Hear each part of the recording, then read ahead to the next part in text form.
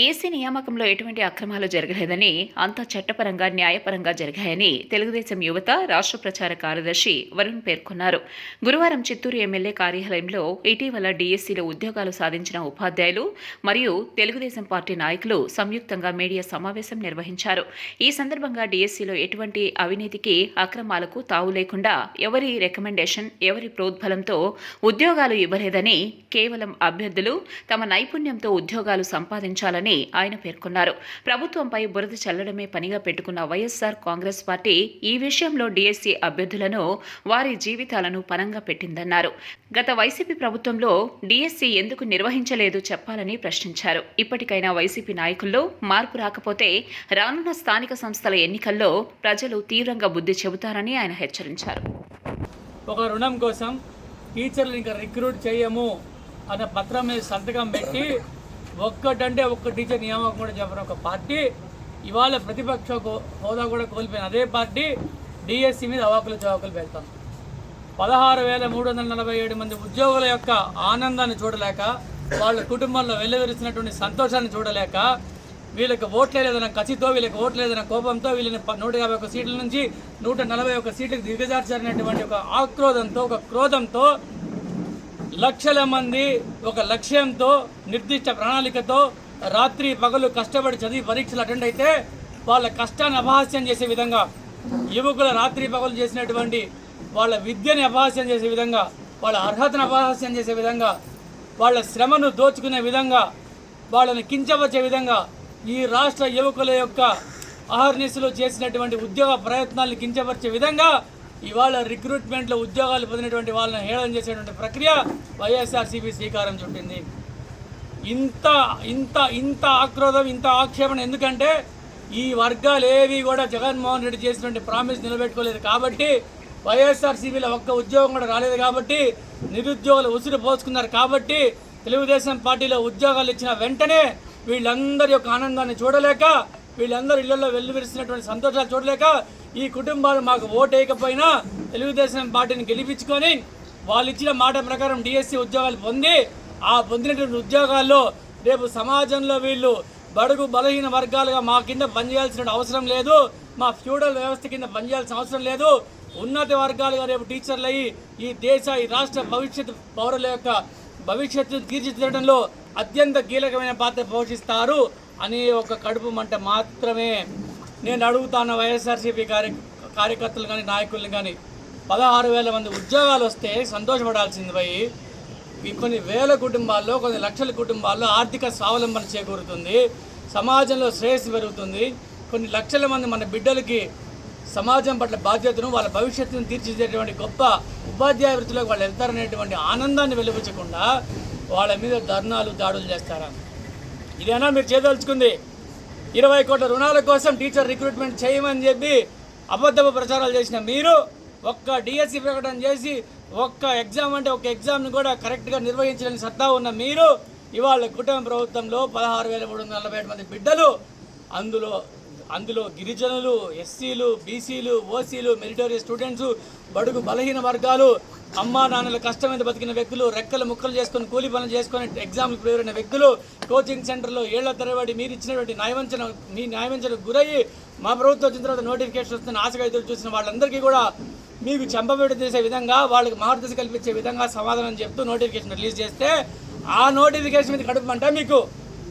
ఇక్కడ ఉన్న డిఎస్సి అభ్యర్థులు వాళ్ళు అడగండి, ఒక్కరంటే ఒక్కరైనా ఈ డిఎస్సి అభ్యర్థులు నియామక పత్రం పొందిన వాళ్ళు ఎవరైనా అంటే వాళ్ళు స్కాములు చేసిన వ్యక్తులు కనిపిస్తున్నారా?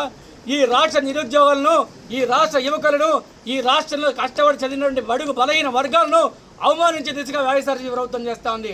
మీకు వాళ్ళు అప్పుడు ఓట్లేరు, ఇప్పుడు ఓట్లేరు, భవిష్యత్తు కూడా ఎప్పుడు ఓట్లేరు.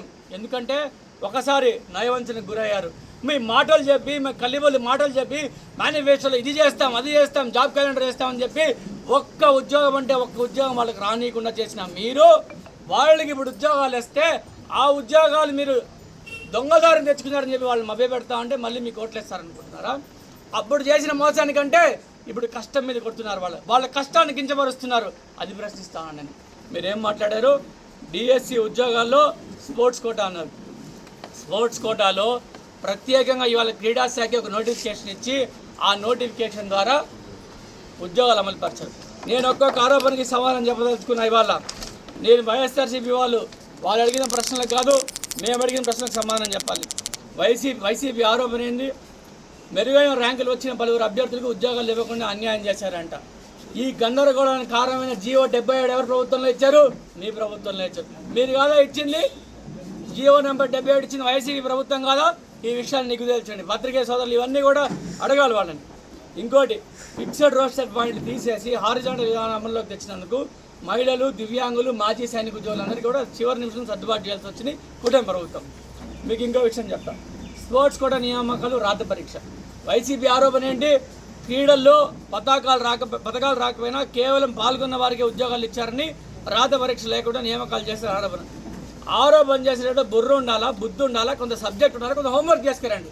అసెంబ్లీలో ఉన్న జగన్మోహన్ రెడ్డి గారి దగ్గర నుండి వీధిలో పోరాటం చేసే ఒక కార్యకర్త వరకు మీరెవ్వరు చదువుకోరా? మీకు చదువులు రాకపోతే, మీరు చదువుకోలేకపోతే కనీసం ఇచ్చిన మెటీరియల్ని చదువుకొని రావాలి కదా. ఈ విషయం మీద ప్రభుత్వ సమాధానం ఏమిచ్చింది? గతంలో అమల్లో ఉన్న జీవో 74 ఆ 74 ప్రకారం ఇంటర్ కాలేజు, స్కూల్ గేమ్స్లో పాల్గొన్న వారికి కూడా ఉద్యోగాలు ఇచ్చారు. సచివాలయ ఉద్యోగాలు ఆ కేటగిరీలో ఇచ్చారు. ఈ టీచర్ ఉద్యోగాలకు కనీస వయో పరిమితి కనీసం వయసు 18 సంవత్సరాలు. 18 సంవత్సరాల నుంచి స్టార్ట్ అవుతుంది కాబట్టి డిగ్రీ కాలేజ్ దగ్గర నుంచి స్టేట్ కాలేజ్ ఛాంపియన్స్ దగ్గర నుంచి ఒలింపిక్స్ వరకు ఏ పథకం వచ్చినాడైనా అర్హుడే. అది బేసిక్ కామన్ సెన్స్. మనకేమో చదవటం రాదు, చదువుకున్నది పడేయటం మాత్రమే వచ్చు. కాబట్టి ఈ ఆరోపణ నిరాధారమైనది. ఇంకో ఆరోపణ ఏం చేశారు? క్వశ్చన్ పేపర్ లీకేజీ, అవుట్సోర్సింగ్ సిబ్బంది. మీకు ఒక విషయం చెప్పదలుచుకుంది. ఇది ఎంత పారదర్శకంగా జరిగిందంటే డిఎస్సి ఒకే ఒక ఉదాహరణ చెప్తాను.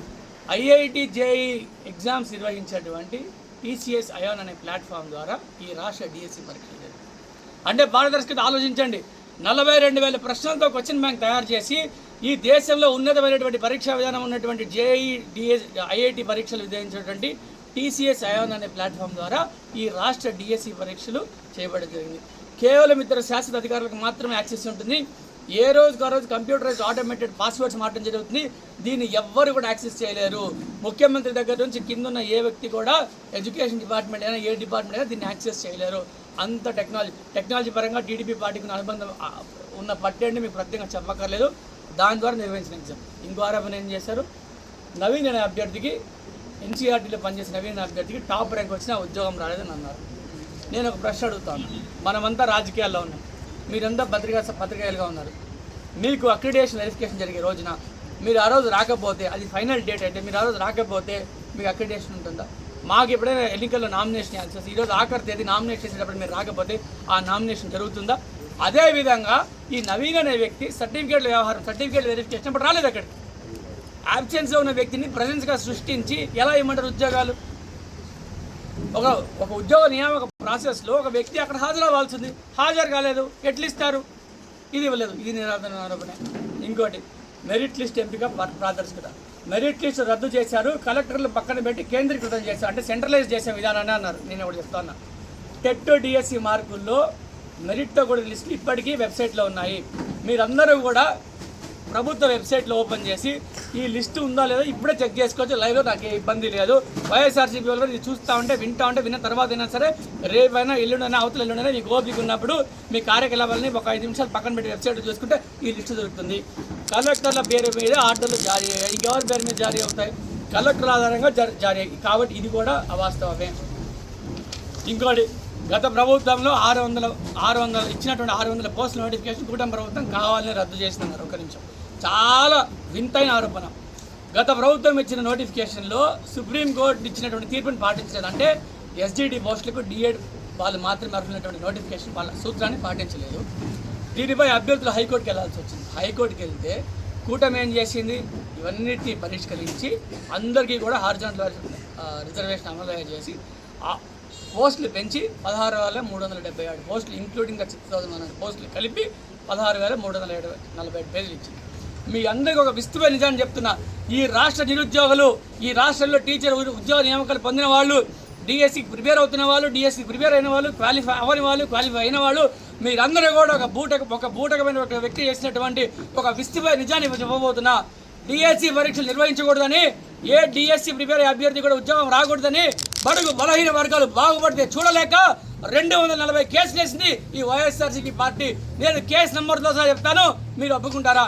240 కేసులు వేసి ఒక్క యువకుడికి కూడా ఉద్యోగం రావాలనుకునే పన్నాగం పన్ని ఈ ఉద్యోగులందరూ బాగుపడిపోతే మాకు ఓట్లేని మీరు, మాకు సీట్లు ఇవ్వని మీరు, మా జగన్మోహన్ రెడ్డి ముఖ్యమంత్రి స్థానం నుంచి పదాల నుంచి తొక్కేసిన మీరు బాగుపడితే మేము చూడాలా, మీకు ఉద్యోగం వస్తే మేము ఆనందించాలా అన్నటువంటి కుసంస్కారంతో, జుగుత్సాకరమైనటువంటి విధానంతో, ఒక సైకలాజికల్ సాడిస్టిక్ యాటిట్యూడ్తో వీళ్ళందరినీ బలిగొనే ప్రయత్నం చేస్తూ 240 కేసులు కోర్టులో వేశారు. ఈ 240 కేసుల్ని ఈ రాష్ట్రంలో డిఎస్సి ఎప్పుడో జరగాల్సింది, ఈ డిఎస్సి మేము వచ్చిన వెంటనే జరగాల్సింది, ఈ బిడ్డలకు ఉద్యోగాలు ఎప్పుడో రావాల్సింది. కానీ ఈ ప్రబుద్ధుడు చేసినటువంటి 240 కేసులకి ఒక్కొక్క కేసుని ఈ కుటుంబ ప్రభుత్వం లీగల్గా పరిష్కరింటూ వచ్చి కోర్టులకు వినవేసి అయ్యో 5 సంవత్సరాల పాటు నోటిఫికేషన్ రాలేదు, ఆ బిడ్డలు ఏమైపోతారు, తల్లిదండ్రులకు భారంగా మారుతారు, వాళ్ళు భారంగా మారి